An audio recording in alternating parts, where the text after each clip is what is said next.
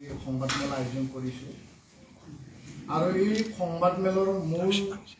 উদ্দেশ্যটো হ'ল বৰ্তমান অসম চৰকাৰৰ গ্ৰুপ অফ মিনিষ্টাৰে নতুনকৈ 6টা জনগোষ্ঠীক জনজাতিকৰণৰ যি বিষয় আৰু এই গ্ৰুপ অফ মিনিষ্টাৰে যোৱা 29 তাৰিখত যি প্ৰতিবেদন ৰিকমেণ্ডেশ্যন দাখিল কৰিলে বিধানসভাৰ মজিয়াত এই ৰিকমেণ্ডেশ্যনটো লৈ এক্সিষ্টিং 14টাকৈ জনজাতি লোকসকলে বা আমি coordination committee of tribal organisation of Assam CC2য়ে আমাৰ অস্তিত্ব ৰক্ষা আমাৰ অধিকাৰ আৰু বৰ্তমানৰ জনজাতিৰ ভৱিষ্যত সুৰক্ষিত স্বাৰ্থত আমি নিজৰ কথা উপস্থাপন কৰিছোঁ নিজৰ কথা আমি ৰাখিছোঁ আৰু প্ৰতিবাদী কাৰ্যসূচীৰে এই যে প্ৰতিবেদন সেই প্ৰতিবেদনখনত থকা বহুতো বিষয় যিবিলাক বিষয় বৰ্তমানৰ জনজাতিক সকলো দিশত নিষেধ কৰিব ধূলিসাৎ কৰিব সেই বিষয়সমূহ আমি যুক্তি সহকাৰে গণতান্ত্ৰিক শান্তিপূৰ্ণভাৱে আমি অসম চৰকাৰ গ্ৰুপ অফ মিনিষ্টাৰক আমি জনাই আহিছোঁ আৰু এই কথা CC2ৰ মজিয়াত অলৰেডি আমি আলোচনা কৰিছোঁ আৰু CC2 হিচাপে এই প্ৰতিবেদনখন আমি ৰিজেক্টো কৰিছোঁ আৰু অহা 4 তাৰিখলৈ অসম চৰকাৰৰ গ্ৰুপ অফ মিনিষ্টাৰে আলোচনালৈও মাতিছে কিন্তু আজিৰ সংবাদমেলত এটা মূল কথা আমি প্ৰকাশ কৰিব বিচাৰিছোঁ যে যোৱা 29 তাৰিখে BTC ছেক্ৰেটাৰিয়েটত যে সচিবালয়ত এটা অনাকাংক্ষিত দুৰ্ভাগ্যজনক যি ঘটনা হৈ গ'ল সেই ঘটনাটো লৈ পেলাই এতিয়া বিভিন্ন মহলত প্ৰতিক্ৰিয়া ক্ৰিয়া চৰ্চা হোৱা আমি দেখিবলৈ পাইছোঁ আৰু BTC প্ৰধান BTC মুৰব্বী তেখেতে নিখিল বড়ো ছাত্ৰ সন্থাৰ ওপৰত দুখ জাপি দিয়া এটা যি পন্থা সেই পন্থাক আমি তীব্ৰ ভাষাৰে গৰিহণা দিছোঁ নিন্দা কৰিছোঁ এইদিনাখনৰ ঘটনাক আমি দুখ প্ৰকাশ কৰিছোঁ আৰু সেইটো আমি নিন্দনীয় ঘটনা বুলি আমি কৈছোঁ গণতান্ত্ৰিক শান্তিপূৰ্ণ ৰেলীত বা কাৰ্যসূচীত কেতিয়াও হিংসা বা লণ্ডভণ্ড কৰা তেনেকুৱা হোৱাটো আমি কেতিয়াও নিবিচাৰোঁ আৰু এইটো মানে কৰাটো উচিত নহয় এতিয়া কথাটো হ'ল যে ঘটনাটো কেনেকৈ ঘটিল সকলোৱে দেখা পাইছে যে 25 তাৰিখে অসম কেবিনেটত সিদ্ধান্ত লোৱা হ'ব কিন্তু সেইদিনাখন নল'লে আৰু এই চৰ্চাটো সকলো স্তৰত গুচি গৈছে যে গ্ৰুপ অফ মিনিষ্টাৰে প্ৰতিবেদন দাখিল কৰিব আৰু এই দাখিল কৰাৰ যি পৰিৱেশটো লৈ পেলাই 10 নৱেম্বৰত আমি CC2য়ে ধৰ্ণা কাৰ্যসূচী লৈছোঁ সোণাপুৰত প্ৰায় 1 লাখৰ গেডাৰিঙত আৰু যোৱা 27 তাৰিখ নৱেম্বৰত সন্ধিয়া আমি জোৰলৈ সমদল কাৰ্যসূচী লৈছোঁ শান্তিপূৰ্ণ প্ৰতিবাদী কাৰ্যসূচী তাৰ মাজে মাজে আৰু তাৰ আগত আমাৰ বিভিন্ন বিদ্যালয় মহাবিদ্যালয় বিভিন্ন বিশ্ববিদ্যালয় ইউনিভাৰ্চিটিত প্ৰতিবাদী ছাত্ৰ ছাত্ৰীসকলে শিক্ষাৰ্থীসকলে ইয়াত ৰাভা ছাত্ৰ ছাত্ৰী হওক গাৰো ছাত্ৰ ছাত্ৰী হওক বড়ো ছাত্ৰ ছাত্ৰী হওক উমৈহতীয়াভাৱে তেওঁলোকে ট্ৰাইবেল ষ্টুডেণ্ট বুলি তেওঁলোকে প্ৰতিবাদী কাৰ্যসূচী লৈছে কাৰণ তেওঁলোকৰ নিজৰ ভৱিষ্যতলৈ খুবেই আৱেগিক খুবেই চিন্তা কৰিছে যে আমাৰ ভৱিষ্যত কি হ'ব ৰাষ্ট্ৰীয় সৰ্বভাৰতীয় পৰ্যায়ত আমাৰ ৰিজাৰ্ভেশ্যন কি হ'ব আৰু ৰাজ্যত কি হ'ব সেইটো লৈ তেওঁলোকে খুবেই চিন্তিত এই বিষয়টো লৈ পেলাই 29 তাৰিখে পুনৰ বড়োলেণ্ড বিশ্ববিদ্যালয়ৰ পৰা এটা মানে প্ৰতিবাদী ৰেলী হ'ব বুলি প্ৰায় 2 বজাত যেতিয়া কাৰ্যসূচী হৈছে তেতিয়াহে আমিও গম পাইছোঁ কাৰণ সেই সময়ত আমি নিখিল বড়ো ছাত্ৰ সন্থাই প্ৰায় 25টাকৈ বড়ো জাতীয় দল সংগঠন ধৰ্মীয় সংগঠনক একত্ৰিত কৰি পেলাই বৰ্মাস্থিত এপছু কাৰ্যালয়ত এই বিষয়টোৰ ওপৰত আমি শান্তিপূৰ্ণ আমাৰ নিজৰ স্থিতি আৰু প্ৰতিবাদ আমি কেনেকৈ কৰি যাম ইয়াৰ ওপৰতহে আলোচনা চলি আছে তেনে এটা সময়ত যি পৰিৱেশ সৃষ্টি হ'ল ৰেলী আহিল আৰু এতিয়া আমি সকলো স্তৰৰ পৰা আমাৰ যি ৰিপৰ্ট আমি কালেক্ট কৰিছোঁ যে তাত 1:30 বজাত কোকৰাঝাৰৰ পৰা আৰক্ষী বিষয়াসকলে গৈ পেলাই ইউনিভাৰ্চিটিত আলোচনা কৰিছিল সকলো স্তৰত আলোচনা কৰিছে যে প্ৰতিবাদ কৰক শান্তিপূৰ্ণ হওক সকলোৱে ছাত্ৰ ছাত্ৰী মানি লৈছে ৰেলী আহিল বিভিন্ন কলেজৰ পৰা তাত ৰেলীত অংশগ্ৰহণ কৰিলে বিভিন্ন ইউনিভাৰ্চিটি কোকৰাঝাৰ ইউনিভাৰ্চিটি হওক বড়োলেণ্ড ইউনিভাৰ্চিটি তাত অংশগ্ৰহণ কৰিলে আৰু ৰেলী খুব শান্তিপূৰ্ণভাৱে আহি থাকিল কিন্তু হঠাৎকৈ বড়োলেণ্ড যোনটো BTC সেক্ৰেটাৰিয়েট এই পোৱা সময়ত কি কাৰণত ছাত্ৰ ছাত্ৰী উত্তেজিত হ'ল আৰু ভিতৰত সোমাই গ'ল সেই কথাটো কোনেও নাজানে আৰু সেই সময়ত আৰক্ষী প্ৰশাসন তাত উপস্থিত আছিল কিন্তু হয়তো তেওঁলোকে কম সংখ্যক হোৱাৰ কাৰণে তেওঁলোকে বাধা প্ৰদান কৰিব নোৱাৰিলে আৰু এই অবাঞ্ছিত ঘটনাৰ কাৰণে আমি দুখ প্ৰকাশ কৰিছোঁ এই ঘটনাৰ লগত নিখিল বড়ো ছাত্ৰ সন্থা পোনপটীয়াকৈ সেইটো কেন্দ্ৰীয় জিলা আঞ্চলিক কমিটিৰ আয়োজন কৰা কাৰ্যসূচী নাছিল হয় মহাবিদ্যালয় বিশ্ববিদ্যালয়ত এপছুৰ শাখা কমিটি আছে আৰু তাত সমান্তৰালভাৱে আমাৰ আন জনজাতীয় ৰাভা হওক গাৰো তেওঁলোকৰ শাখা কমিটি আছে তেওঁলোকে কোনো ৰাজনৈতিক দল বা কোনো এনেকুৱা এই উদ্দেশ্যলৈ তেওঁলোকে কেতিয়াও এই কাম কৰা নাই ছাত্ৰ ছাত্ৰীলৈ দুখ ঠেলিলে নহ'ব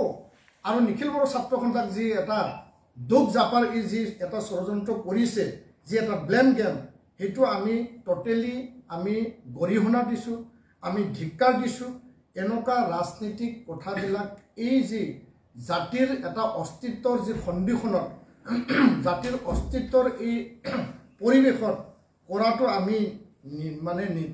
মুঠেই ভাল পোৱা নাই আৰু এপছু সদায় শান্তিপূৰ্ণ গণতান্ত্ৰিক অহিংস মহাত্মা গান্ধী আৰু উপেন ব্ৰহ্মৰ আদৰ্শৰে আমি কাৰ্যসূচী ৰূপায়ণ কৰি আহিছোঁ আৰু ইয়াৰ কাৰণে CC2য়ে যিখিনি কাৰ্যসূচী আমি লৈছোঁ খুবেই শান্তিপ্ৰিয় খুবেই গণতান্ত্ৰিকভাৱে আমি সেই কাৰ্যসূচী লৈছোঁ আৰু এই ছাত্ৰ ছাত্ৰীৰ যি ৰেলী যি এটা এই ঘটনাটো ঘটিল সেইটো এটা স্পন্টেনিয়াছ ৰেলী আছিল এইটো এটা স্বতঃস্ফূৰ্ত সকলোৰে আৱেগত ভৰা এটা ৰেলী আছিল আৰু সেইটো প্ৰশাসনে নিশ্চয় বাধা প্ৰদান কৰিব লাগিছিল আৰু এই ঘটনাটো হৈ যোৱাৰ পিছত এতিয়া আমি নিজৰ যি মনৰ কথা আমি দুখ প্ৰকাশ কৰিছোঁ তো আজিৰ তাৰিখত এই কথাটো লৈ পেলাই যি এটা ৰাজনৈতিক এটা বাতাবৰণ সৃষ্টি কৰিছে মই এই সংবাদমেলৰ যোগেদি যিসকলে আমাক দুখ ঠেলিব বিচাৰিছে আৰু দুখ ঠেলি পেলাই কাৰোবাৰ ওচৰত ৰাজনীতিক খেল খেলাৰ যি এটা পৰিকল্পনা কৰিছে যদি নিখিল বড়ো ছাত্ৰ সন্থা এই ঘটনাত যদি 1% যদি জড়িত যদি আমাক যোনে কৈছে যে তেওঁলোকৰ উচুতনিত হৈছে এনেকুৱা যদি এভিডেন্স যদি আছে 1% যদি এভিডেন্স আছে নিখিল বড়ো ছাত্ৰ সন্থা সভাপতি মই ৰিজাইন কৰি পেলাই মই জেলত যাবৰ কাৰণে মই সাজু আছোঁ কিয়নো আপোনালোকে দেখা পাইছে যে এইটো স্বতঃস্ফূৰ্ত এটা আন্দোলন আছিল ছাত্ৰ ছাত্ৰীবিলাকে এই সময়ছোৱাত যোৱা 15-20টা দিনৰ সময়ছোৱাত নিখিল বড়ো ছাত্ৰ সন্থাৰ আঞ্চলিক জিলা কাৰ্যালয়ত যাই পেলাই যি আমাৰ প্লেকাৰ্ড আমাৰ ফ্লেগ থাকে বিভিন্ন সময়ত আমি প্ৰতিবাদী বা আন্দোলন কাৰ্যসূচী লওঁ সেইদিনাখন আমি দিল্লীতো কাৰ্যসূচী লৈছোঁ এই ফ্লেগ আৰু প্লেকাৰ্ডবিলাক তেওঁলোকে লৈ পেলাই যে আমিও প্ৰতিবাদ কৰিম আমিও আন্দোলন কৰিম আঞ্চলিক কাৰ্যালয় বিভিন্ন জায়গাত বিভিন্ন কলেজত হৈছে অকল কোকৰাঝাৰত হোৱা নাই বিভিন্ন জিলাত হৈছে তেওঁলোকে লৈ আহিছে আমি কাকো বাধা দিব নোৱাৰোঁ আমি কৈছোঁ যে শান্তিপূৰ্ণ গণতান্ত্ৰিক অহিংস প্ৰতিবাদী কাৰ্যসূচী কৰক কিন্তু হিংসা প্ৰশ্ৰয় ল'ব নালাগে এতিয়া আমাক জাপি দিয়া এই কাৰ্যসূচীটো আমি মুঠেই সহ্য কৰিব পৰা নাই আৰু এই ঘটনাটো লৈ পেলাই আমি যিসকলে আমাক দুখ জাপিব বিচাৰিছে তেওঁলোকক আমি প্ৰত্যাহ্বান জনাইছোঁ যে তেওঁলোকে ৰাজনৈতিক স্বাৰ্থত কাক বা কালাৰ লগোৱাটো আমি কেতিয়াও বিচৰা নাই কাৰণ আমি UPPL আৰু BPF দুইটা ৰাজনৈতিক দলত একত্ৰিত কৰাৰ কাৰণেহে আমি কাম কৰি আহিছিলোঁ আৰু যোৱাটো সময়ত আমি নিখিল বড়ো ছাত্ৰ সন্থাই 2005 চনৰ হাগ্ৰামা মহিলাৰীক সমৰ্থন দিছোঁ ইয়াৰ পিছৰ পৰ্যায়ত ইস্যু ভিত্তিত সমস্যা ভিত্তিত জাতিৰ স্বাৰ্থত কেতিয়াবা UPPLক সমৰ্থন কৰিছোঁ আমি কোনো ৰাজনৈতিক দলৰ এনেকুৱা সংগঠন হয় আমি নিজৰ স্বকীয় জাতীয়তাবাদ জাতিৰ স্বাৰ্থত আমি কাম কৰা সংগঠন আমি ছাত্ৰ সংগঠন জাতীয় সংগঠন হিচাপে নিজৰ যিখিনি সুকীয়া বৈশিষ্ট্য এইটো লৈ পেলাই আমি আগবঢ়াই আছোঁ হয় আমি কেতিয়াবা সহায় কৰিছোঁ কিন্তু সেই বুলি UPPL আৰু এপছু এটাৰ মুদ্ৰাৰ ইপিটি এই কথাটো আমি কেতিয়াও মানি নলওঁ আৰু কথাটো স্পষ্ট ৰাজনৈতিক দলে ৰাজনৈতিক দলৰ কাম কৰিব ছাত্ৰ আৰু জাতীয় সংগঠনে জাতীয় ছাত্ৰ সংগঠনৰ কাম কৰিব আৰু এই পৰিৱেশত UPPL আৰু এপছুক যি এটা সামৰি পেলাই যি এটা মানে ৰাজনৈতিক এটা কালাৰ লগাব বিচাৰিছে আমি কোনো ৰাজনৈতিক দলৰ লগত আমাৰ লিংক নাই কোনো ৰাজনৈতিক দলৰ তলতো নহয় আমি ওপৰতো নহয় আমি সুকীয়া ইণ্ডিপেণ্ডেণ্ট নিজস্ব সংগঠন নিজৰ সংগঠন নিজে হিচাপে আমি সদায় সিদ্ধান্ত লৈ পেলাই জাতিৰ স্বাৰ্থত জাতিৰ স্বাভিমান অস্তিত্বৰ স্বাৰ্থত আমি কাম কৰি আহিছোঁ তো ইয়াৰ কাৰণে মই আজিৰ তাৰিখত এই কথাটো স্পষ্ট কৰিব বিচাৰিছোঁ যে BTC সচিবালয় আমাৰ শ্বহীদৰ তেজৰ বিনিময়ত সুদীৰ্ঘ উপেন্দ্ৰমৰ বড়ো আন্দোলন বদলেন আন্দোলন BLTৰ সশস্ত্ৰ আন্দোলন NDB সশস্ত্ৰ আন্দোলন সেই আন্দোলনৰ ৩৬টা বছৰৰ পিছত নিৰ্মাণ হোৱা আমাৰ শ্বহীদৰ বিনিময়ত পোৱা এটা পবিত্ৰ গণতন্ত্ৰৰ এটা মন্দিৰ হয় আৰু এই পবিত্ৰ স্থানৰ পৰা অনুষ্ঠানৰ পৰা BTC BTRত থকা ৰাইজৰ সৰ্বাংগীন উন্নয়ন তেওঁলোকৰ সকলো দিশত অধিকাৰৰ কথা ইয়াত আলোচনা হয় আৰু ভৱিষ্যতে যাতে তেনেকুৱা ঘটনা পুনৰাবৃত্তি নহওক তাকে আমি কামনা কৰিছোঁ আৰু এই কথাটোলৈ মই আহিব বিচাৰিছোঁ আজি যিসকলে আমাক দুখ জাপিব বিচাৰিছে এটা কথা স্পষ্ট কৰিব লাগে যে তেওঁলোকৰ দলৰ আৰু চৰকাৰৰ স্থিতিটো কি আমি কাৰোবাক দুখ ঠেলিব বিচৰা নাই কাৰণ সৌখিদিনাখন আমি দিল্লীতো কৈছোঁ যে আমি হাগ্ৰামা মহিলাৰী ডাঙৰীয়াৰ লগত বড়ো চুক্তি ৰূপায়ণ জাতিৰ স্বাৰ্থত আমি আলোচনা কৰিব বিচাৰোঁ আমি আলোচনাৰ কাৰণেহে তেওঁৰ ওচৰত যাব লগা এটা সিদ্ধান্ত আছে আৰু 29 তাৰিখে যেতিয়া সেই ঘটনাটো হোৱা আগত বৰ্মাত আমি আলোচনাত সকলো জাতীয় আৰু ধৰ্মীয় সংগঠনৰ লগত আলোচনা কৰিছিলোঁ সিদিনাখনো 1 নম্বৰ প্ৰস্তাৱটো এইটোৱে আছে যে হাগ্ৰামা মহিলাৰী ডাঙৰীয়াৰ ওচৰত যায় তেখেতৰ লগত সকলো জাতীয় দল সংগঠনে আলোচনাত মিলিত হ'ব লাগে যে এই অস্তিত্বৰ সংকটৰ সন্ধিখনত জাতিটোৰ এই সংকট কালত যে তেখেতৰ স্থিতিটো কি তেখেতে কিয় ষ্টেণ্ড লোৱা নাই সেই কথাটোহে আমি তেওঁলোকৰ আলোচনা কৰা কথা আছিল কিন্তু আজি যাক আমি নিজৰ আপোন বা যাৰ ওচৰত আমি যাম বুলি ভাবিছোঁ তেওঁ আমাক আকৌ দোষাৰোপ কৰি পেলাই আঙুলি টুৱাই পেলাই যে এপছুক এই ঘটনাৰ লগত জড়িত কৰিব বিচৰাটো অতিকে দুৰ্ভাগ্যজনক আৰু তেখেতে স্পষ্ট কৰিব লাগে যে যোনটো ইয়াত লিখা হৈছে যে আমি এটা সীমাৰেখা টানিছোঁ আমি এইটোৱে প্ৰস্তাৱ দিছিলোঁ যে সৰ্বভাৰতীয় পৰ্যায়তো জনজাতিসকল চেছে হৈ যাব এতিয়া না চেণ্ট্ৰেল ইউনিভাৰ্চিটিত পাব না মানে নীট মেডিকেল বা ইঞ্জিনিয়াৰিঙত যি মেইনছ এডভান্সত পাব না বেংকিং ৰেলৱে না ষ্টাফ চিলেকশ্যনত পাব না এইমছত পাব না IITত পাব না IIMত পাব মিনা পিছত অসমৰ নতুন যিবিলাক আগবঢ়া জনগোষ্ঠী তেওঁলোকে এই স্থান দখল কৰিব আমাৰতো চেছ সৰ্বভাৰতীয় পৰ্যায়ত আৰু ৰাজ্যিক পৰ্যায়তো এতিয়া যে ত্ৰিটায়াৰ চিষ্টেম কৰিছে সেই ত্ৰিটায়াৰত আকৌ ভাগ কৰি পেলাই মানে বিভিন্ন প্ৰান্ত উজনি নামনি সুকীয়া যি ভাগ কৰিছে হয় গ্ৰুপ অফ মিনিষ্টাৰে কিছু আমাক ৰক্ষণাবেক্ষণ দিব বিচাৰিছে কিন্তু ইয়াত আমি আশ্বস্ত হোৱা নাই কাৰণ যিসকল বিচাৰিছে তেওঁলোককহে বেছি প্ৰাধান্য দিয়া হৈছে এক্সিষ্টিঙক প্ৰাধান্য দিয়া হোৱা নাই সুৰক্ষিত কৰিব বিচৰা এটা দিশ আমি দেখিছোঁ কিন্তু এইটো আমি আশ্বস্ত হোৱা নাই এতিয়া 6 শিডিউল BTC BTR যি শ্বহীদৰ বিনিময়ত 5000 শ্বহীদৰ বিনিময়ত যি নিৰ্মাণ হ'ল যি অধিকাৰ আমি পালোঁ যি সংগ্ৰামখন আমি অস্তিত্বৰ কাৰণে কৰিলোঁ ইয়াত এতিয়া যদি নতুনকৈ যদি জাপি দিয়ে সেই সীমাৰেখাডাল সেই লক্ষ্মণ ৰেখা টানিবৰ কাৰণে আমি প্ৰস্তাৱ দিছোঁ আৰু আমি কিছু প্ৰস্তাৱ দিয়াৰ কাৰণে চৰকাৰে তাত এটা লক্ষ্মণ ৰেখাও টানিছে আৰু যদি আজি BTC প্ৰধান তেওঁ সেই লক্ষ্মণ ৰেখাটো যদি নালাগে বুলি কয় যে NOCটো যদি নালাগে বুলি কয় তেতিয়াহ'লে আমাৰ আপত্তি নাই এইটো আনডিভাইডেড গোৱালপাৰাৰ বড়ো ৰাইজে সিদ্ধান্ত ল'ব বিটিয়াৰবাসী বড়ো ৰাইজে সিদ্ধান্ত ল'ব জনজাতি ৰাইজে সিদ্ধান্ত ল'ব আমি কোনো কোচ ৰাজবংশী কোনো চামতাল কোনো আদিবাসী কোনো আহোম মৰাণ মটক চুতীয়াৰ লগত আমাৰ সংঘাত নাই তেওঁলোকৰ আৰ্থ সামাজিক শিক্ষা তেওঁলোকৰ জাতীয় সমস্যা ভাষা কলা সংস্কৃতিক আমি সন্মান কৰোঁ তেওঁলোকেও অধিকাৰ পাওক কিন্তু কি অধিকাৰ দিয়ে আমাক ক'ব লগা একো নাই কিন্তু আমাৰ অধিকাৰক সৰ্ব কৰি পেলাই আমাৰ অস্তিত্ব সংগ্ৰামৰ লগত জড়িত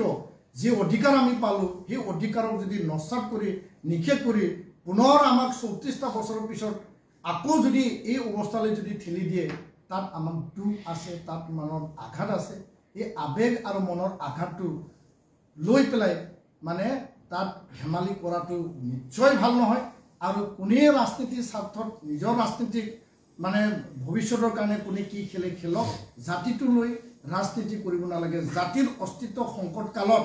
এপচুক দুট খেলি পেলাই এপচুক বদনাম কৰি পেলাই যদি কাৰোবাৰ ৰাজনীতি লাভ হৈছে আমি এই দিশটো একদম দুখ প্ৰকাশ কৰিছোঁ আৰু এই দিশটো আমি নস্বাত কৰিছোঁ আৰু ইয়াৰ কাৰণে আপুনি চিন্তা কৰক আমি এতিয়াও আহ্বান জনাইছোঁ BTC মুৰব্বী BTC প্ৰধান ডাঙৰীয়া যে আপুনি চিন্তা কৰক এই লক্ষ্মণ ৰেখাটো আপোনাক লাগে না নালাগে এই লক্ষ্মণ ৰেখাটো আমি যে টানি আনিলোঁ সৰ্বভাৰতীয় পৰ্যায়ত আমি শেষ ৰাজ্যৰ পৰ্যায়তো আমি বহুতো দিশত আমি এতিয়া মানে চেপি ধৰিছে আৰু এই শিক্ষিতখনক লক্ষ্মণ ৰেখা যি টানি আনিলে তাকো আকৌ যদি আপুনি যদি কাৰোবাৰ লগত উৎসৱ মানে আলোচনা কৰি পেলাই বুজাবুজি কৰিছে সময়ত মই কম সময়ত আমি ক'ব পাৰোঁ আমাৰো বহুত এনেকুৱা আছে যিবিলাক কথা আমি এতিয়া মিডিয়াত আমি খোলাখুলিকৈ ক'ব নোৱাৰোঁ জাতিৰ স্বাৰ্থত আমি ক'ব নোৱাৰোঁ একত্ৰিত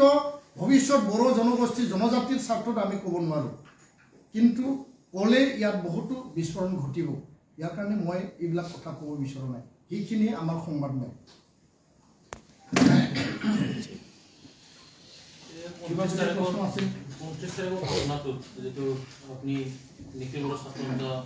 জড়িত নহয় বুলি কৈছে আনফালেদি হাগ্ৰমা মহলে কৈ আছে এপছৰ পতাকা দেখিবলৈ পোৱা গৈছে কি হ'ব মই স্পষ্টকৈ কৈছোঁ এই কাৰ্যসূচী আজি বিভিন্ন প্ৰান্তত অসমত উজনি নামনি ধেমাজিয়ে হওক দুধনৈ হওক বা কোকৰাঝাৰ হওক ওদালগুৰি হওক বাক্সা বিভিন্ন প্ৰান্তত ছাত্ৰ ছাত্ৰী শিক্ষাৰ্থীৰ দ্বাৰা আন্দোলন হৈছে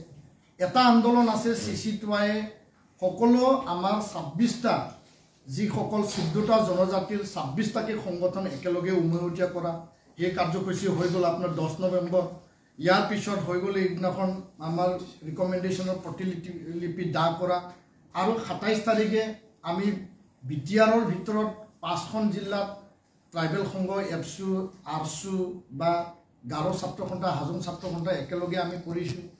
সেইটো হ'ল CC2য়ে অৰ্গেনাইজ কৰা কেন্দ্ৰীয়ভাৱে জিলা আঞ্চলিক ভিত্তিত কাৰ্যসূচী আৰু ছাত্ৰ ছাত্ৰীয়ে নিজাকে যেহেতু কলেজত এপছুৰ ইউনিট কমিটি আছে ৰাভাৰ কমিটি আছে গাৰোৰ কমিটি আছে হাজঙৰ আছে বা বিভিন্ন জাতি জনগোষ্ঠীৰ তাত মানে ইউনিট কমিটি আছে কলেজ আৰু ইউনিভাৰ্চিটি ইউনিয়ন বডিত মানে বড়ো গাৰো ৰাভা ছাত্ৰ ছাত্ৰী তাত পৰি আছে বা আন ছাত্ৰ মিচিং ছাত্ৰ ছাত্ৰী পৰি আছে বা ডিমাচা কাৰ্বি ছাত্ৰ ছাত্ৰী পৰি আছে তেওঁলোকে মই স্পষ্টকৈ কৈছোঁ যে আমিও প্ৰতিবাদ কৰিম আমিও আন্দোলন কৰিম আমাৰ কলেজৰ প্ৰাংগণত আমাৰ ইউনিভাৰ্চিটিৰ প্ৰাংগণত গেটত আমি শান্তিপূৰ্ণ ছাত্ৰ ছাত্ৰী শিক্ষাৰ্থীয়ে নিজৰ ভৱিষ্যত এই অস্তিত্বৰ সংকটৰ কালত আমি প্ৰতিবাদ কাৰ্যসূচী কৰিম বুলি আঞ্চলিক ইউনিট এপছুৰ পৰা তেওঁলোকে ফ্লেগ লৈ গৈছে তেওঁলোকে তাত মানে পোষ্টাৰ লৈ গৈছে আৰু তেওঁলোকে শিক্ষাৰ্থী হিচাপে কৰিছে ট্ৰাইবেল ষ্টুডেণ্ট হিচাপে প্ৰটেষ্ট কৰিছে হয় তাত এপছুৰ ফ্লেগ আছে তাত ভাৰতৰ ইণ্ডিয়ান ফ্লেগো তাত পতাকাও আছিল তাত ৰাভাৰ পতাকাও আছিল তো আমি তেওঁলোকক দুখ খেলিব বিচৰা নাই আমি তেওঁলোকক মানে কিবা কৰিব বিচৰা নাই তেওঁলোকে নিজস্ব ছাত্ৰ ছাত্ৰীয়ে ট্ৰাইবেল ছাত্ৰ ছাত্ৰী হিচাপে নিজৰ নিজৰ শিক্ষা অনুষ্ঠানৰ পৰা স্বতঃস্ফূৰ্তভাৱে ট্ৰাইবেল ষ্টুডেণ্ট হিচাপে তেওঁলোকে নিজাকে প্ৰতিবাদ কৰিছে আৰু প্ৰতিবাদত তেওঁলোকে ৰেলীত আহিছে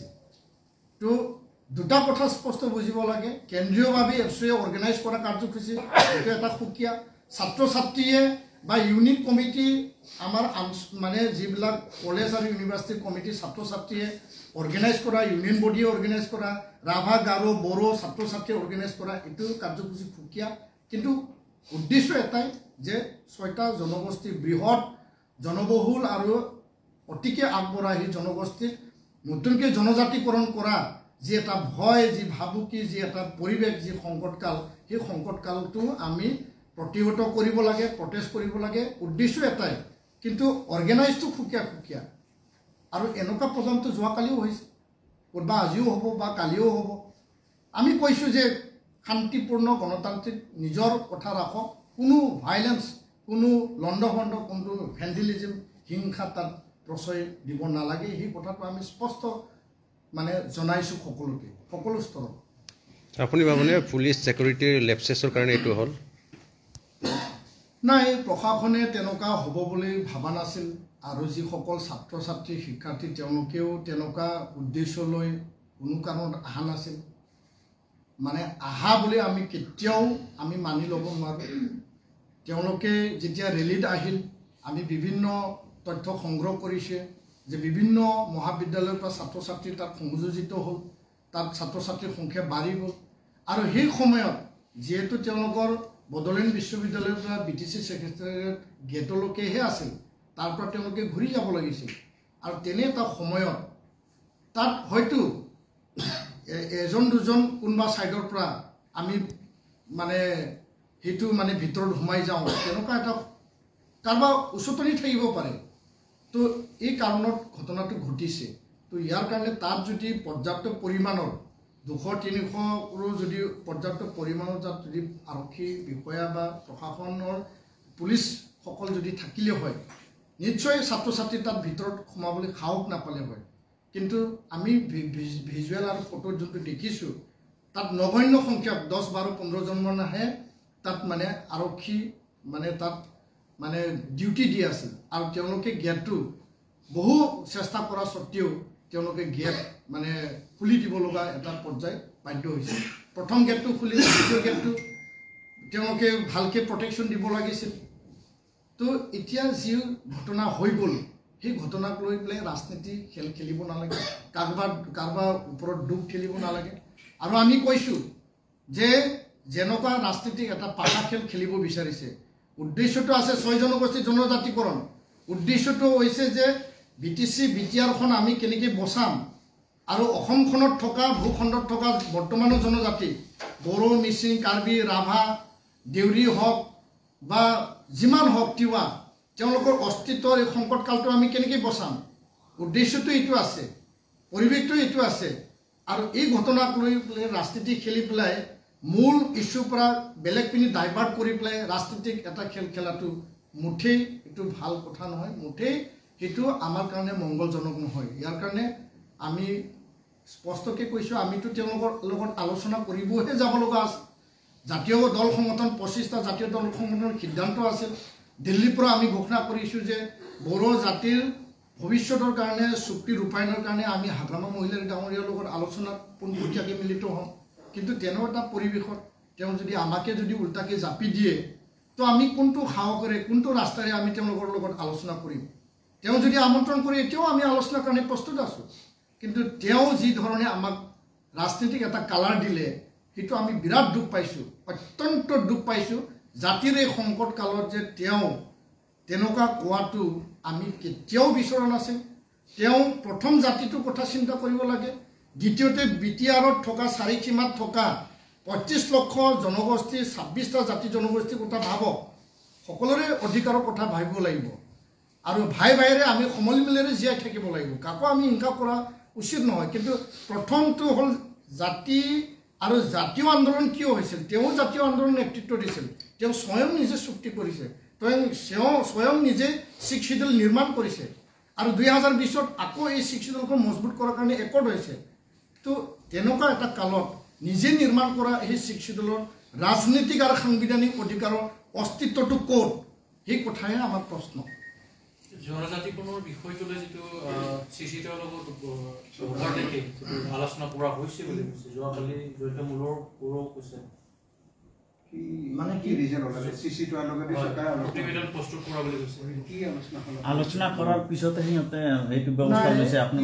এই প্ৰক্ৰিয়াটো হ'ল বহু দীঘলীয়া প্ৰক্ৰিয়া। আজি জনজাতিকৰণ বিচাৰি 30-40টা বছৰ আন্দোলন চলি আছে বিভিন্ন সময়ত, আৰু যেতিয়া যেতিয়া নিৰ্বাচন আহে বিধানসভা বা লোকসভা, তেতিয়া এই জনজাতিকৰণ বিষয়টো বহুতো প্ৰাসংগিক হৈ পৰে। ভাৰতৰ চৰকাৰ আহিছে, অসমত চৰকাৰ আহিছে, সকলো চৰকাৰে কৈছে যে আমি 6 জনগোষ্ঠী জনজাতিকৰণ সমস্যা সমাধান কৰিম, আৰু তেনেকুৱা এটা প্ৰতিশ্ৰুতিৰে চলি আহি আছে। আৰু বৰ্তমানৰ জনজাতিসকলে এটা চৰকাৰক দাবী ৰাখিছে, বৰ্তমানৰ জনজাতিক ক্ষয় ক্ষতি কৰা কোনো কাৰ্য আমি মানি নলওঁ, আৰু কোনো কাৰণত 14টাকৈ জনজাতিৰ অস্তিত্ব বিপন্ন কৰি পেলাই কাৰোবাক অধিকাৰ দিয়াটো আমি কেতিয়াও মানি নলওঁ। এনেকুৱা এটা সন্ধিখনত 6 জনগোষ্ঠীৰ জনজাতিকৰণে যিখিনি মানে জনগোষ্ঠীৰ জনজাতিকৰণ বিচৰা তেওঁলোকৰ লগত চৰকাৰে আলোচনা কৰিছে, গ্ৰুপ অফ মিনিষ্টাৰ বনাইছে। প্ৰথম পৰ্যায়ত বৰ্তমানৰ মুখ্যমন্ত্ৰী ডক্টৰ হিমন্ত বিশ্ব শৰ্মা ডাঙৰীয়া তেওঁ চেয়াৰমেন আছিল। এতিয়া আহি ডক্টৰ ৰনোজ পেগু ডাঙৰীয়া শিক্ষামন্ত্ৰী তেওঁ, জনজাতি পৰিক্ৰমা মন্ত্ৰী তেওঁ চেয়াৰমেন হৈ গ'ল। তো এই বিভিন্ন সময়ত চিচিটোৱাৰ লগত আলোচনাত মিলিত হৈছে। এক পিনিদি 6 জনগোষ্ঠী জনজাতিকৰণ বিচৰা দল সংগঠনৰ লগত মিলিত হৈছে আৰু ভাগে ভাগে আলোচনা কালত চিচিটোৱাই আমাৰ যিখিনি গ্ৰিভেঞ্চেছ, আমাৰ যিখিনি মানে ভয় বা শংকা, সেই ভয় আৰু শংকাটো আমি ব্যক্ত কৰিছোঁ আৰু এই ব্যক্ত কৰাৰ কাৰণে আজি কিছু কথা তাত লিখিছে। কিন্তু বহুতো কথা আছিল যি কথাবিলাক প্ৰাধান্য নাপালে, গুৰুত্ব নাপালে আৰু সেইটোকে মন্ত্ৰী ডাঙৰীয়াই কৈছে বা মুখ্যমন্ত্ৰীয়ে কৈছে যে তেওঁলোকৰ লগত 10-12 লানি আমি আলোচনা কৰিছিল। কি মই এইটোৱে স্পষ্ট কৰিছোঁ, আমাক কিছু ক্ষেত্ৰত প্ৰটেকশ্যন ছেফগাৰ্ড দি তেওঁলোকক দিব বিচৰা দিশো তাত দেখা পাইছোঁ আমি। কিন্তু যিবিলাক এতিয়া 6.1 recommendation of the GOM report on 6 community আৰু 6.6লৈকে যি মূল কথাটো তাত আছে, তাত বহুতো কথা আছে যোনটো আমি শংকা বোধ কৰিছোঁ। কিয়নো ৰাজ্যসভাত এই বিলটো এতিয়া অলৰেডি তাত টেবুল হৈ আছে আৰু ৰাজ্যসভাই 2019ত সিদ্ধান্ত লৈছিল যে এইটো অসমৰ বিষয়, অসমত পুনৰ পঠাব লাগে। গ্ৰুপ অফ মিনিষ্টাৰে যি ৰিপৰ্ট দিব সেই হিচাপে ৰাজ্যসভাই সিদ্ধান্ত ল'ব।